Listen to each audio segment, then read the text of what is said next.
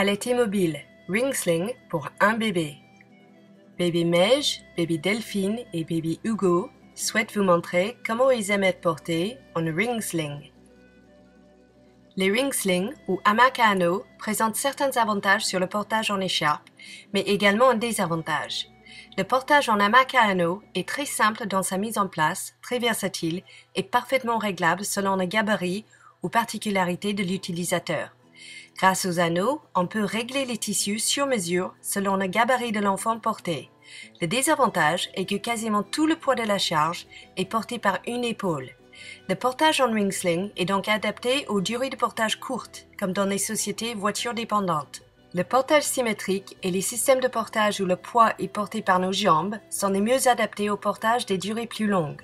Cependant, le développement neurologique normal de notre espèce, qui est dépendant du contact corps à corps avec un adulte, peut être parfaitement assuré avec n'importe quelle méthode de portage, quels que soient les niveaux de confort pour l'adulte.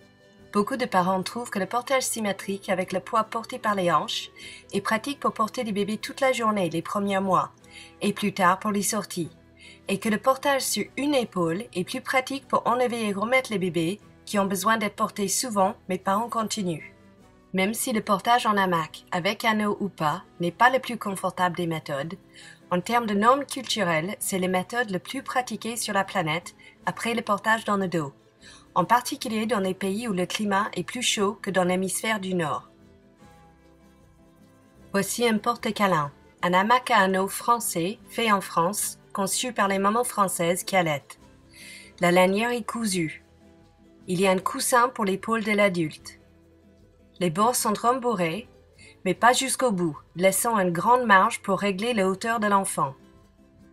Après l'avoir lavé 4 ou 5 fois, les tissus glissent facilement dans les anneaux, mais moins facilement que chez les autres marques sans rembourrage. Ceci semble un détail fort apprécié par les mamans. Le porte-câlin est toutefois réservé pour les personnes pesant moins de 90 kg. Certaines personnes, notamment certains papas, ne pourront pas rentrer dans le porte-câlin et leur choix de portage en hamac est limité à ceux chez qui la lanière n'est pas cousue. Voici un très vieux porte-câlin, très doux, très utilisé, bien aimé. Les bords sont rembourrés, mais plus entassés que chez le porte-câlin rouge-orange. La lanière s'enfile dans les anneaux comme pour une ceinture. Pour le mettre en place, on saisit la lanière et le côté qui n'a pas le coussin ou le rembourrage avec sa main droite, si on est droitière, et on enfile le bras gauche et la tête, laissant les anneaux devant l'épaule droite. Voici un vieux Maya Wrap. Les couleurs disponibles aujourd'hui sont beaucoup plus jolies. Les anneaux sont beaucoup plus fins, mais ne risquent pas pour autant de casser. Les tissus glissent très facilement dans les anneaux. On peut peser bien plus que 90 kg et toujours avoir de la marge pour régler. Les bords ne sont pas rembourrés et il n'y a pas de coussin pour l'épaule de l'adulte. Les caractéristiques que vous voyez ici sont les plus importantes pour porter un hamac le plus confortablement possible. Les modèles portant des clips en plastique ou une lanière étroite pour l'épaule ne sont pas du tout adaptés à l'allaitement mobile et ne sont pas confortables à l'utilisation.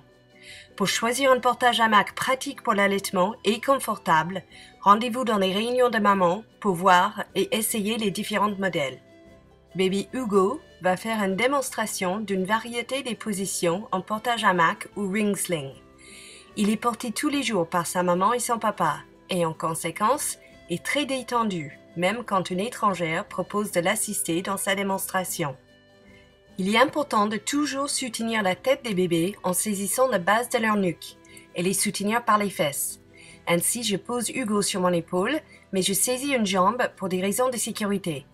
Il est important d'utiliser son épaule pour porter les bébés afin d'avoir l'autre main libre pour manipuler les tissus. Je ne descends pas Hugo, donc, jusque ses pieds ont passé sous les deux bords, supérieur et inférieur.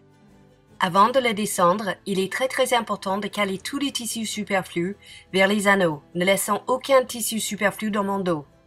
Jusque je peux serrer les tissus, je tiens Hugo fermement contre moi, avec une main ou mon avant-bras, toujours dans sa nuque pour le soutenir. Je gigote doucement pour l'aider à descendre contre mon corps et être assis sur ma hanche, installé dans les tissus.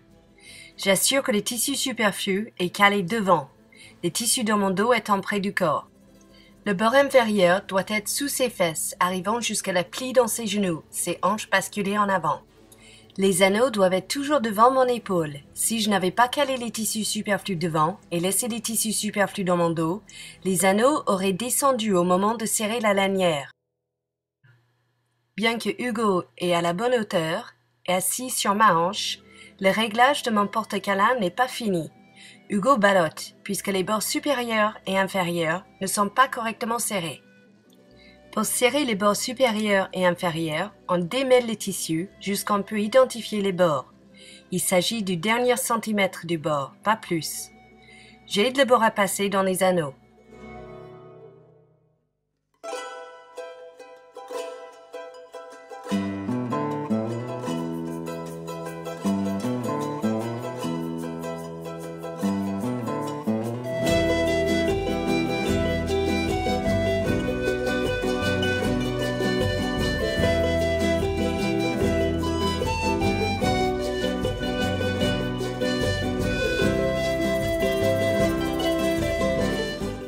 Les tissus dans mon dos doivent être étalés le maximum possible pour un confort optimal. Si Hugo souhaite être porté en position berceau, il n'est pas nécessaire de le sortir et le remettre. Il suffit de relâcher les tissus en levant l'anneau supérieur et laisser le poids du bébé glisser les tissus dans les anneaux. Il faut mettre de l'espace entre nos corps afin que je puisse passer ses deux pieds devant mon ventre. Je me penche en avant pour ce faire. Je saisis ses deux pieds et les passe devant moi. Il faut assurer que le tissu entre moi et Hugo est remonté et que le bord inférieur arrive toujours jusqu'à le pli dans ses genoux. Je serre en tirant la lanière toujours vers le bébé, jusqu'à sa hauteur sur mon corps est confortable. Mais encore, il n'est pas dans une position correcte jusqu'il se trouve dans une position où son dos est arrondi, ses genoux remontés et sa nuque soutenue. En général, les bébés n'aiment pas avoir leur tête couverte, donc inutile d'essayer jusqu'ils sentent profondément endormis. Hugo souhaite vous montrer comment le mettre en position berceau, mais sa tête vers le côté des anneaux. Il n'est pas le plus pratique des deux côtés, mais il est possible. Encore, inutile de le sortir et le remettre. Il suffit de lever l'anneau supérieur et laisser le poids du bébé faire glisser les tissus dans les anneaux. Je me penche en avant pour mettre un peu d'espace entre moi et bébé. Je dois glisser ma main entre son corps et les tissus. En soulevant sa tête par la base de sa nuque, je pivote sa tête vers les anneaux et ses pieds vers l'autre côté de mon ventre. Je cale le tissu superflu vers les anneaux. Le tour est joué, il reste resserré en tirant la lanière vers le bébé. Comme vous pouvez constater, il faut serrer le bord supérieur afin que la nuque du Hugo soit correctement soutenue. Si je n'avais pas calé les tissus superflus vers les anneaux auraient descendu trop près de la tête d'Hugo. Ici, il y a déjà peu de place entre sa tête et les anneaux. C'est une des raisons pour lesquelles il est plus pratique de porter un bébé du côté opposé des anneaux. Hugo est grand et courageux, mais à l'âge de 2 mois, il est encore trop tôt pour le porter dans le dos, même en hamac. Bébé Meige va vous montrer portage dans le dos en hamac. Hugo me dit qu'il souhaite retrouver sa maman maintenant, et il vous dit merci pour votre attention et à bientôt.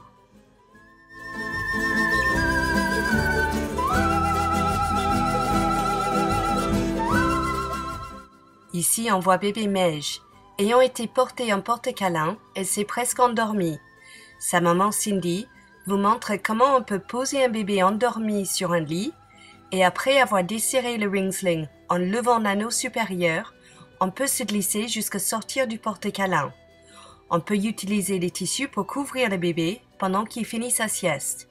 Hélas, il aura fallu attendre encore un peu pour que Meige soit complètement endormie avant de l'avoir posé. Mais vous voyez l'astuce.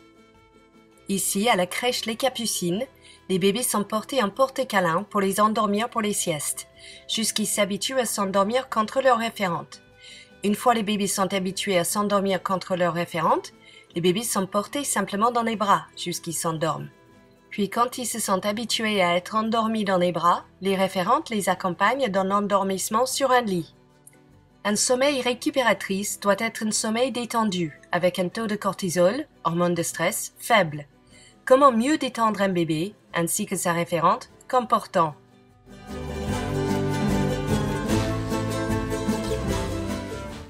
Pour finir, Meige vous montre comment sa maman Cindy enfile le ring sling sans poser sa fille. Elle garde Meige contre son corps et en tenant les anneaux dans sa main droite, enfile sa tête et étale les tissus dans le dos de Meige, en assurant que le bord inférieur passe sous les fesses de sa fille jusqu'à l'arrière de ses genoux. Avant de serrer, elle assure que le tissu superflu est calé vers les anneaux.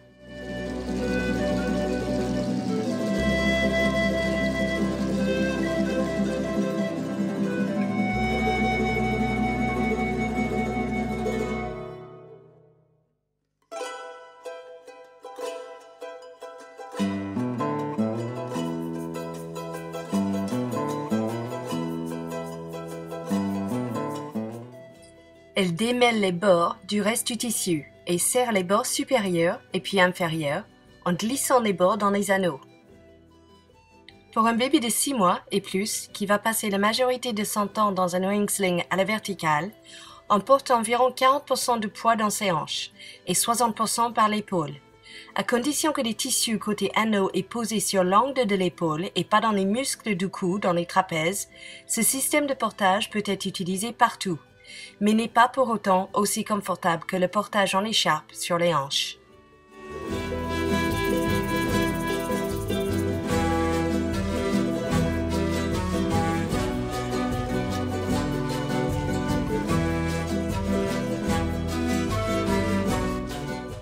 Pour enlever Meige du ring sling, Cindy enlève d'abord le ring sling. Elle tire sur l'anneau supérieur afin de laisser glisser les tissus dans les anneaux. Elle tient Meige fermement contre son corps et soulève le ring sling. Merci Hugo, merci Delphine, Romane et Meige pour vos démonstrations. À bientôt dans les réunions maman.